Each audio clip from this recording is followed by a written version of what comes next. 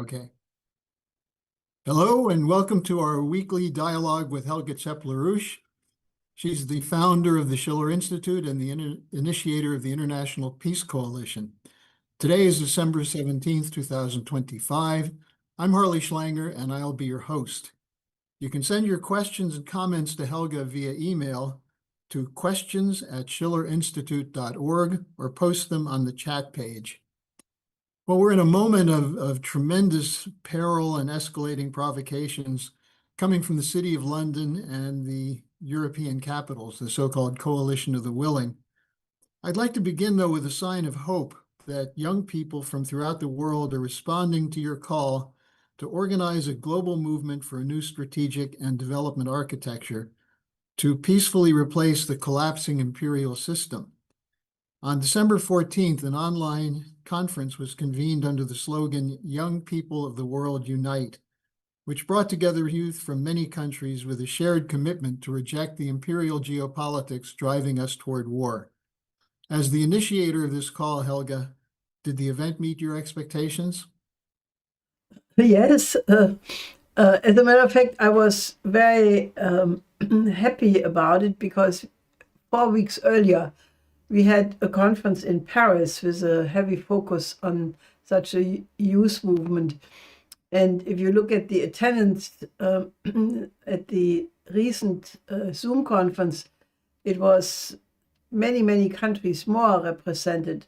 And I definitely have the feeling that the spark caught on, and that basically young people realized that in such an unbelievable conjuncture where every day there is a new breaking development, something new intervenes to show that the world is really moving in so many different directions.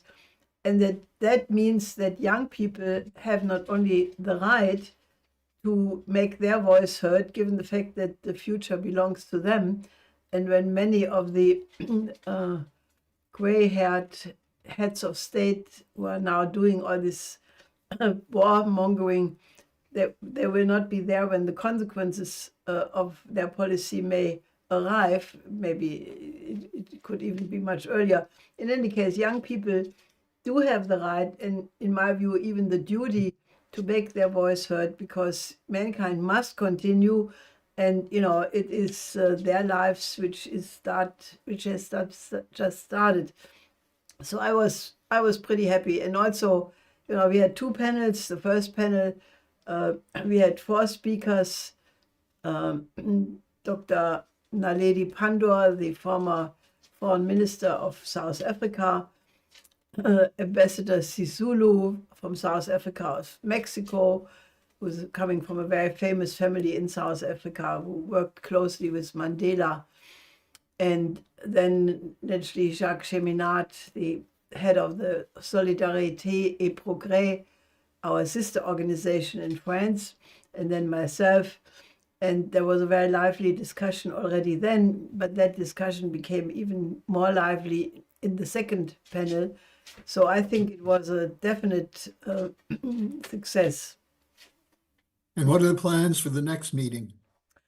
Well, many, first of all, there was a general agreement that everybody wants to build organization where they are. So we can expect many locals to spring up in many countries in Africa, Latin America, and elsewhere. And also, naturally, there will be classes given on the economics of my late husband, Lyndon LaRouche, because there's a real hunger to find out, what is wrong with the economy. Why is, for example, China so successful? Or why is Germany collapsing?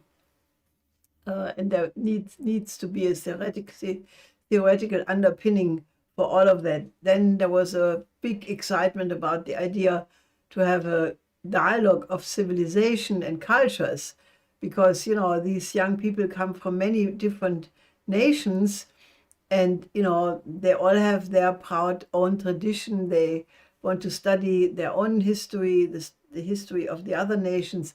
So there will be some event like that. So I think it was very spirited, and I'm happy to work with these young people in the future. Now, unfortunately, we have to turn to the war drive going on at an accelerated pace. There was a meeting of the war faction, the so-called coalition of the willing, I guess, willing to kill off their populations, with Zelensky, with pledges for more support, money, and so on. And seemingly unaware of the fact that more weapons will not affect the outcome, but will lead to more people being killed. They're also talking about peacekeeping forces in Ukraine, pressure on Trump. It's clear Putin is not going to accept these demands. So does this mean that the European leaders are locking themselves into a permanent war? Well, that's a possibility because, if you look at the formulations of the joint statement, it was not a joint statement with the Americans. So, what does that mean? There is no US backing for whatever they want to pursue. And, that naturally means the tensions with the United States are going to continue. The Russians, for sure, have started already to reject the different points, Lavrov, Ryabkov, whereas other Russian, Peskov, they already said that the so-called security guarantees amounting more or less to the equivalent of Article 5 of NATO. Naturally, it's a trick, it's supposed to be NATO-like without calling it NATO. And I think Russia has said many times that they will not accept European so-called peace groups if they're coming from NATO countries, because, one of these Russians, it may have been Ryabkov, even said that, NATO would be stable by comparison, given the fact, that there are certain structures and procedures, while if you only have the countries of the coalition of the willing, it would be even more destabilizing. So I don't think that this will fly. I have not yet seen a response from Trump or the Trump administration, but I cannot imagine that Trump, after having shifted the entire strategic outlook of the United States as it is expressed in the national security strategy, that they would go back to, go on a course of confrontation with Russia, when the whole NSS paper was designed to shift that focus away from confrontation with Russia to more or less normalization of relations with Russia and shifting to the so-called Western Hemisphere. So we have to see. It was too early today I did not see anything before we started this discussion.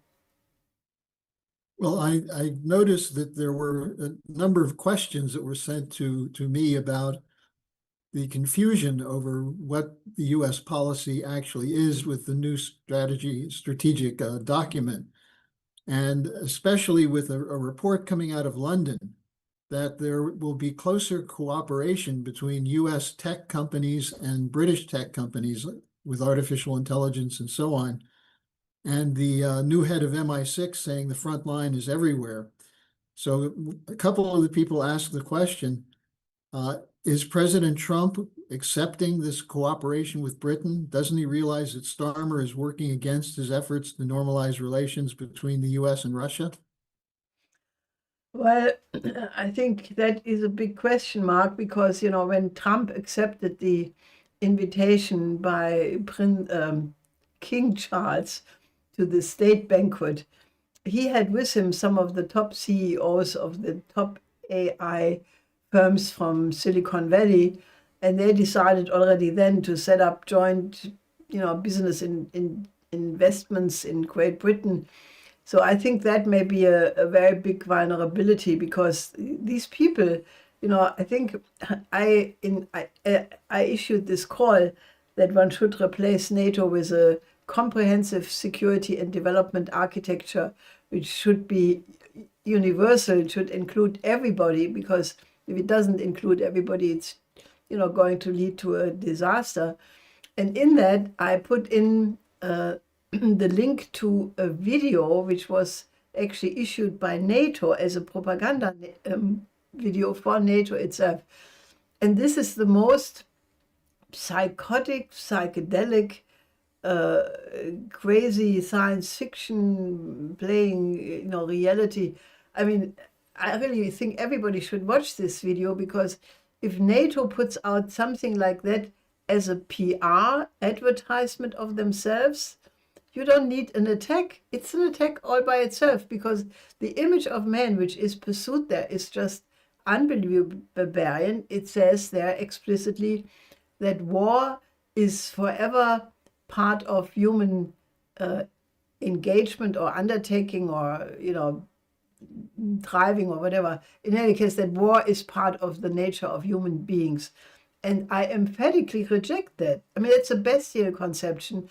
It comes naturally directly from the philosophers of the British Enlightenment, such people as John Locke and Thomas Hobbes, and, this whole idea of a Leviathan, and that man is by definition evil.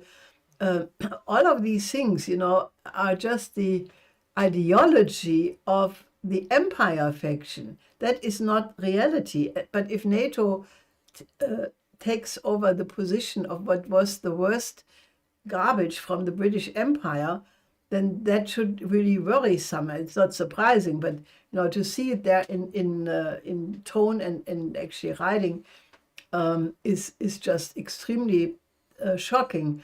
And I think we have to really understand that this kind of advertisement for something which would lead inevitably to a human catastrophe of the human species disappearing in a global thermonuclear war, people must know about that. If you look back at the earlier period in the Cold War, there were movies like Dr. Strangelove, which satirized, made fun of these kinds of lunatics with their weapons and their plans for annihilation of the human race. Now this new NATO documentary, I mean, it takes it seriously. I mean, you see the shift in mentality. Now, speaking of that, there's a couple of things here that are really quite alarming. We have a question from someone in Switzerland who asked, can you comment on the European Union placing retired Swiss intelligence operative Jacques Beau, who they write is a very serious person, on the sanctions list as a Russian agent?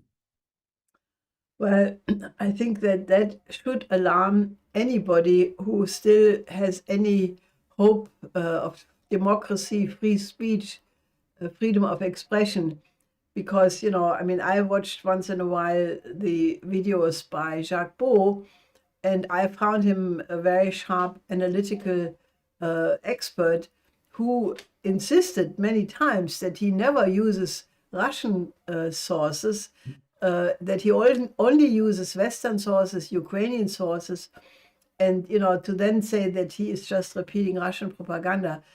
I mean, I think the EU is discrediting themselves with such actions in the whole world, because what does it do? They were all freaked out when J.D. Vance at the Munich Security Conference said that in the EU there is no democracy and free speech, So now they delivered the proof as if this would have been still necessary. But seriously, I think everybody should take the side of Jacques Beau, and because it is the fundamental right of freedom of speech, freedom of opinion. And if you cannot anymore make, an analysis of the origins of conflicts, because that's what Beau used to do, then we end up in a dictatorship. Now, there are several other outrageous things that are occurring that we've gotten questions on. Someone, a friend of ours in London, asked, is there nothing that can be done to stop the theft of funds of the Russian assets? Well, it seems that they're going ahead with it, because there was a rump meeting whereby, a smaller group of EU heads of state decided to invoke Article 122, I think it is, of the EU treaty, which is, pertains to an emergency.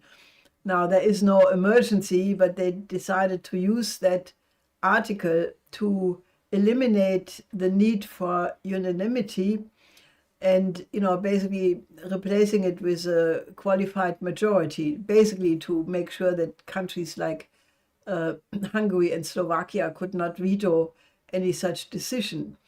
Now, that may sound to them to be a smart move, but I think that if they go on that road, they're inviting countermeasures they are very ill prepared to deal with. Even the Polish the prime minister, but no, whatever his position was, I forgot, Tusk, is he still prime minister? Whatever, Mr. Tusk from Poland warned the EU not to go ahead with it because it would have devastating consequences.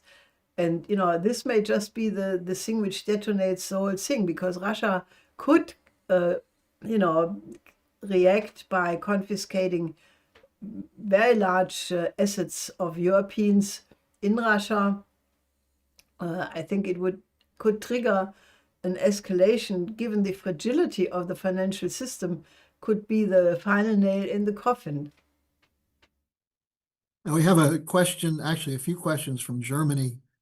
As Merz continues to be very active as a leader along with Starmer and Macron of the coalition of the willing, so to speak. The question is, does the German constitution allow a no confidence vote? If so, would that be a way to remove Merz? If not, what could be done? Well, there are several procedures. There is the no confidence vote. There is the mistrust. I forgot now. But in any case, one of them has to be evoked by himself. Another one has to be evoked by a different party.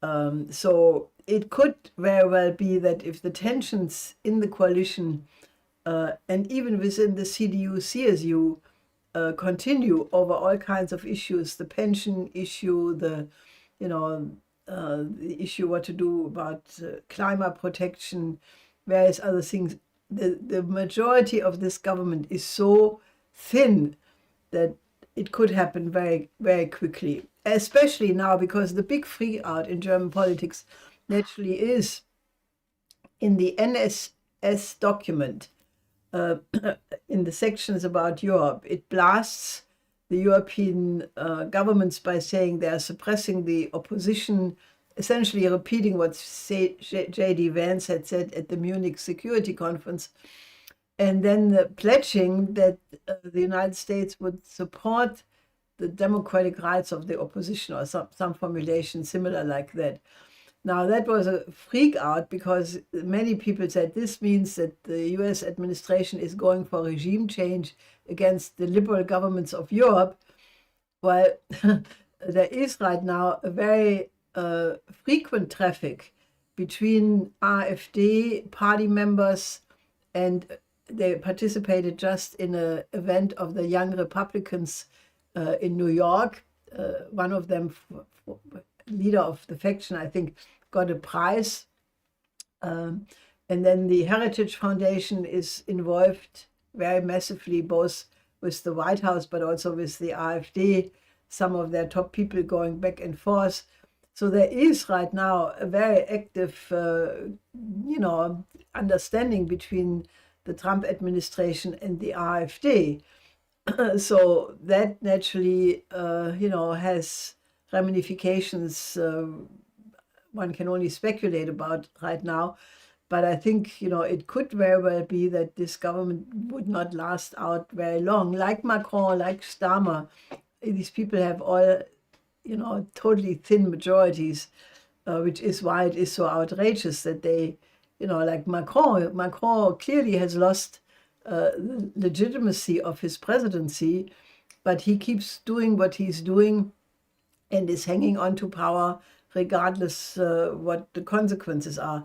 But I don't think this will go on forever, because the stakes are so high that unforeseeable events could happen any moment.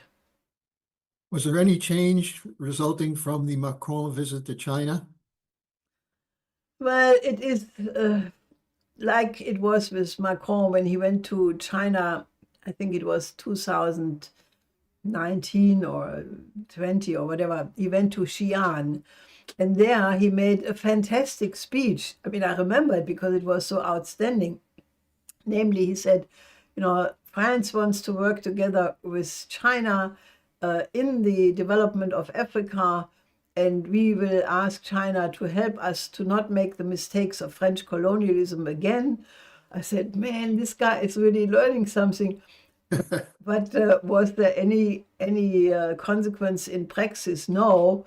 They kept continuing their policy, and as a result of it, the various states in the Sahel zone kicked out the French, and that was that much for Macron's commitment to change his attitude towards Africa. So I don't know. He made some speeches, while he was in China, which sounded very much that he wants to improve relations. But then he came back, and 3 days later he said the exact opposite. So it's very difficult, it's almost Trump-like, so that you don't know exactly what one of these people says in the morning as compared to the evening. So that's just a sign of the times that they're thinking. I think they get extremely nervous and they don't have their thinking straightened out. Otherwise, they wouldn't do what they're doing anyway.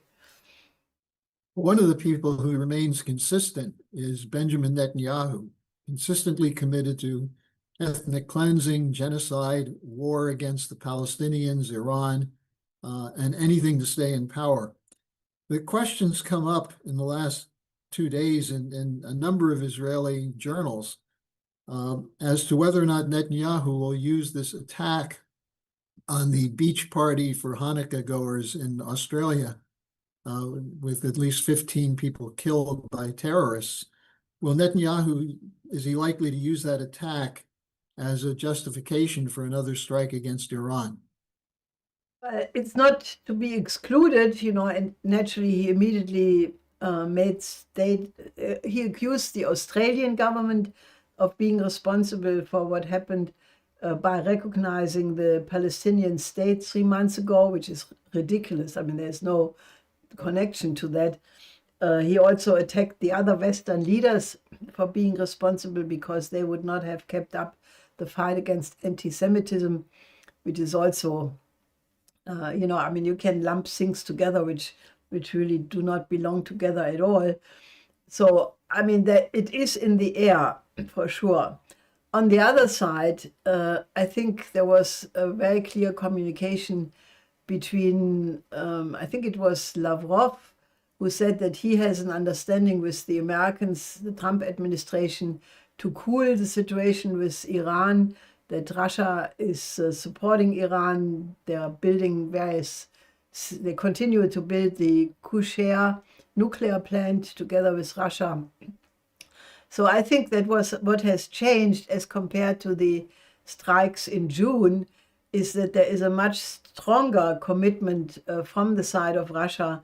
And it seems that in the context of the understanding between Russia and the United States, that Trump also does not want to go in the direction of supporting another strike. That's my hope, at least, and I think there are some signs, but I don't know for sure. Well, you're listening to Helga Zepp-LaRouche, the founder of the Schiller Institute. I have another question for you, Helga, which I think is an interesting one. It's someone who said that he used to listen to his father talk about Lyndon LaRouche as the world's greatest economist. And this person writes, "Your late husband used to make fun of Economics 101. Then he writes, I learned one thing from Economics 101, which is that going back and forth between quantitative easing and quantitative tightening does not solve the problems caused by monetary manipulation. Maybe we should send our economic officials for a refresher course in Economics 101. But seriously, my question for you is, what can be done to break this boom-bust cycle?" Well, there is one simple remedy, and that is the Glass-Steagall Banking Separation Act of Franklin D. Roosevelt from 1933, which is part of what Lyndon LaRouche's 4 laws proposed, namely to, not only declare Glass-Steagall in one country, but to do it globally. At least, those countries who do have this high speculative activity. China is clamping down on it. They are prohibiting speculation with stable coins and cryptocurrency, and they are, really warning of the dangers of such speculative, not uncontrolled money creation, because that's what it really is. While all the others, in the United States, in London and so forth, they are just opening the floodgates more for this kind of activity. And naturally, the Fed lowered the interest rate by 0.25%, and they will inject now again $40 billion a month into the financial system, pumping again in the direction of inflation and eventually even hyperinflation. So this can only be stopped by having legislation which prevents that. And we are presently circulating again Lynn LaRouche's 4 laws, in combination with a longer article by Paul Gallagher, who I can only advise you to read, download, distribute, and talk to as many elected officials, parliamentarians, congressmen, state legislators, mayors on all levels, and tell them that they should prepare, because the big one is coming, and it may be more closer than most people think, because the system is so over indebted, and any effort to solve that by more monetarist means makes the problem worse. So take our legislations and spread it and organize parliamentarians to implement it. Now, I did also receive a question from someone who referred to the seeing signs of a danger of a return to fascism in Europe, including in Germany. And the question was asked, is this the same as the fascism from the 30s? Are there differences? And the person asked if we were going to be preparing some report on this, which I believe we are. So what can you say about that? Well, that's a very difficult question, and I think one has to be very careful and thorough. I mean, I don't think, there has been in the past a lot of throwing around with words, people accusing Putin to be like Hitler, other people accusing, I think, that's obviously absurd. I think there is a problem, with the denazification in Germany, which now there is even a study, I think, from the Kiel University, which looked at in great detail how did this proceed. And they found that, on a medium level, they reinstalled a lot of people who were part of the NSDAP in the police, in the judges, in the lawyers, all kinds of places, because there was simply a shortage of manpower for such positions. So that probably has had some effect. And there may be families, who did not think that 45 was the day of liberation, but the day of capitulation, and they may have a deep-rooted impulse to get back at the Russians. I don't know. It is a phenomena that, I mean, you have Rutte, the NATO General Secretary, who said this unbelievable speech at the event of the Munich Security Conference in Berlin just last week, where he said, we have to be prepared to do what our grandparents and great-grandparents did. Now, he insinuates as if, we have to defend again against the Russians. Now, if you remember, please, in the Second World War, who attacked whom? It was not the Soviets who attacked Germany. It was the Nazis who attacked the Soviet Union. So there is they obviously, by making such unclear and interwoven and nebulous statements, they count on the fact that everybody has historic amnesia, that we are all stupid, that we don't remember the basics about the history of the 20th century. I don't know. I think there is a danger of a new fascism, but I think, it's probably a mixture. And I'm intending to study this more. A mixture between Schachtian economics with other words, unlimited military spending combined with austerity against the social expenditures, which in the case of the Nazis was the famous Tiergarten, basically the euthanasia, which cut cost of the useless eaters. That was the final version of it. Do we see something going in that direction with the cuts in the medical system, with the closing of hospitals in rural areas all over the place in Germany? You could say that it's going in the same direction. And, is there other tendencies? I would say one has to, for sure, include this AI use for military purposes, the automation of warfighting, targeting according to algorithms of people for shooting, as it apparently is happening in Gaza. So I think, one has to look at this very carefully and figure out what is the root fascism, which is looming in the background, and what are new versions, because, fascism doesn't mean it's always the same, lockstep uniforms marching. It can also have modern dresses. Well, Helga, we have coming up again on Friday the International Peace Coalition call.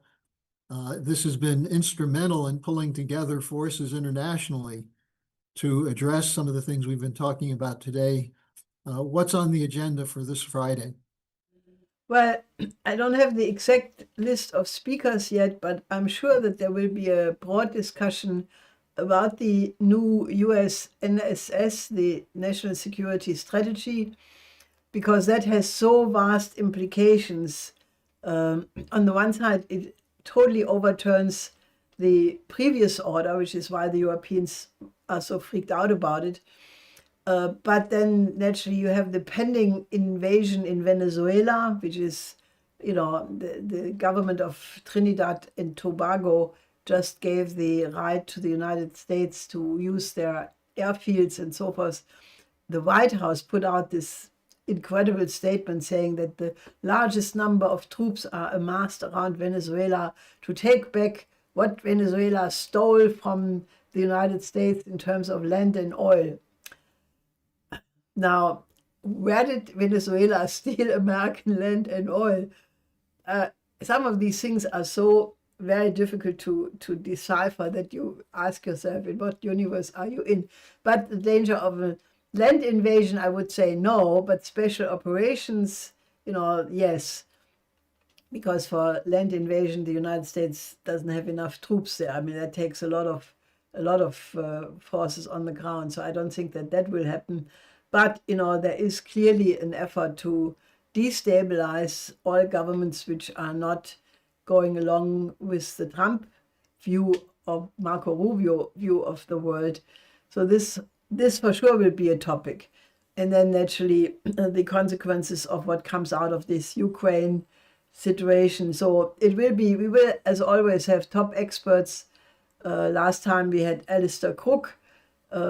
Before that we had other top people. So it is definitely the place where you can always freshen up your insights with top experts talking about the burning issues of that day and that week.